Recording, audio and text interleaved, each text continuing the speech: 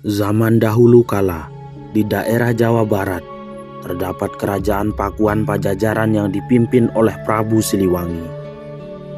Beliau dikenal sangat bijaksana dan dihormati oleh rakyatnya. Raja Prabu Siliwangi memiliki banyak anak, salah satunya bernama Putri Kandita. Ia merupakan anak dari permaisuri sang raja, yang dikenal sebagai putri yang baik hati.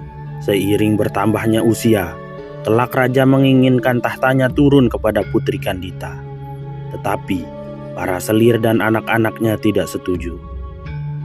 Kendati demikian, para selir dan anaknya pergi mendatangi penyihir untuk menyingkirkan Putri Kandita dan ibunya, supaya keluar dari istana dan tidak menjadi pewaris tahta dari sang raja.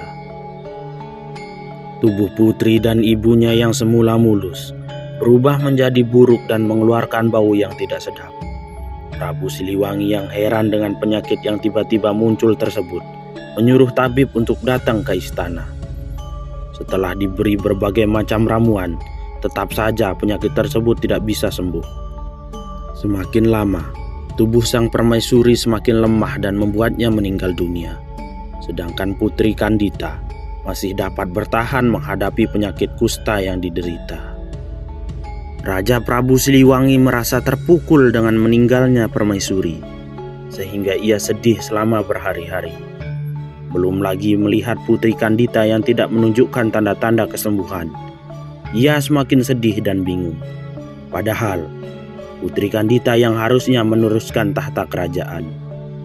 Hingga suatu ketika, para selir dan anak-anaknya datang menemui raja, menghasut agar Putri Kandita diusir dari istana, dengan alasan takut penyakit tersebut menular.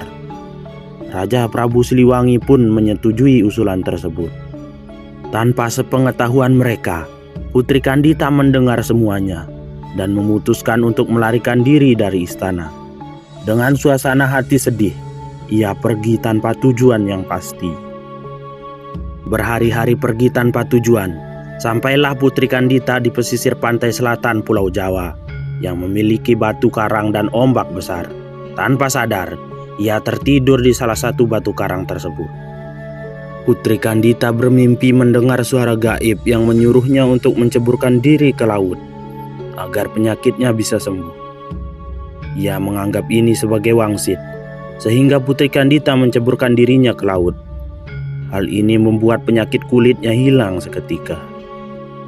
Walaupun sudah sembuh, ia tidak ingin pergi ke istana, melainkan memilih untuk menetap di pantai selatan dan berbaur dengan nelayan setempat.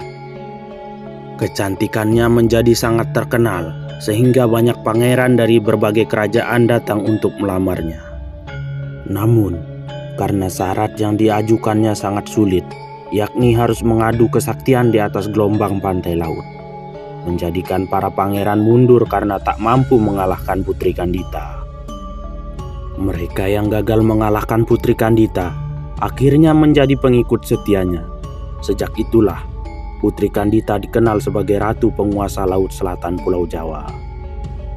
Pesan moral dari kisah ini adalah kebenaran dan kebaikan akan selalu diunggulkan. Meskipun Putri Kandita mengalami penghinaan dan pengusiran dari istananya, ia tetap menjunjung tinggi kebenaran dan kebaikan. Dia tidak membalas dendam atau melakukan tindakan jahat terhadap mereka yang telah melukainya. Akhirnya, kebaikan dan kesaktiannya membuatnya menjadi penguasa yang dihormati.